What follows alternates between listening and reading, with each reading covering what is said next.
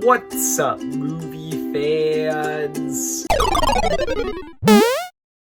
Guys, so I have a bit of a problem. For the first time in 3 years of me doing this channel, I think I have officially run out of video ideas. I have been struggling to come up with ideas recently. Basically, all I have, I'm gonna review specific things when they come out. Like, I'm planning on obviously reviewing upcoming Marvel and DC movies. I'm planning on reviewing Cobra Kai Season 5, which is coming out in a few days. But apart from that, I have run out of ideas recently, so I need some help.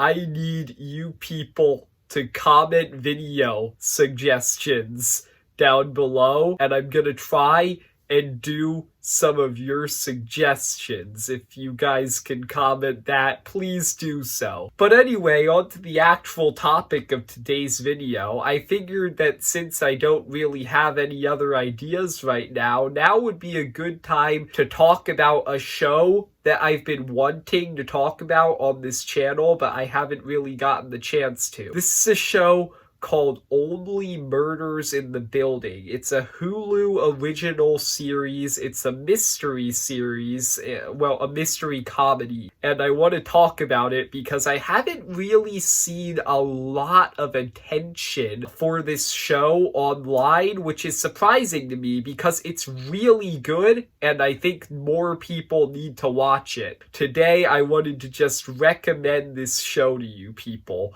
So essentially, the plot of Only Murders in the Building, or the premise, is in season 1, there's this one apartment building called the Arconia, and in that building, there is a dead body found of this man named Tim Kono, and the police conclude that Tim Kono must have committed suicide. However, these 3 completely random people who have never met to each other before, but are bonded together by their shared love of true crime podcasts, conclude that it doesn't make sense for Tim Kono to have committed suicide.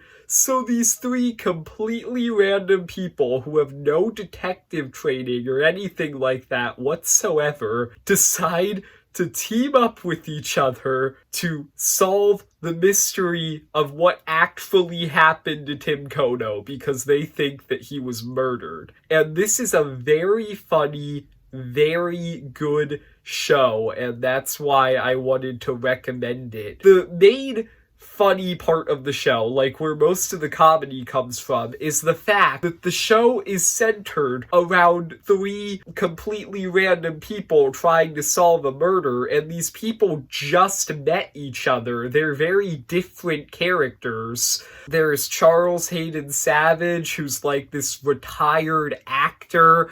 There's Oliver Putnam, who's an old play director, and then there's Mabel Mora, who is significantly younger than the other 2 people. I think that she's an artist or something. I don't know. It's honestly not that important to the show. But yeah, the 3 of them and their interactions with each other and just how fun they are together. That's really what makes this show so entertaining and so funny. The 3 of them are just great together. They play off of each other very well. But this show, even though it is very funny and it is first and foremost a comedy, it also knows when to have sentimental moments. This show can actually get surprisingly emotional at some bits because you learn throughout the show that all 3 of these central characters have surprisingly dark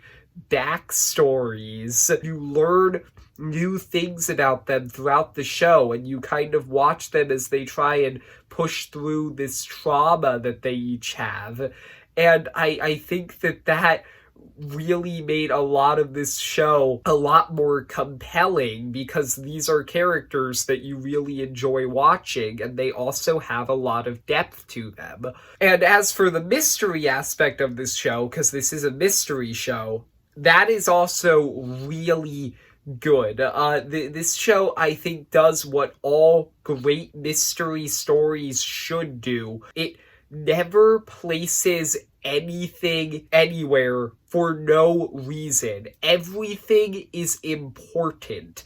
There are even some jokes early on in the show that you think are just tiny little throwaway funny scenes, and then they come back later and are incredibly important. There are so many different clues sprinkled throughout that come back later, and I just think the way that this show is written, both seasons with both different mysteries, is very clever.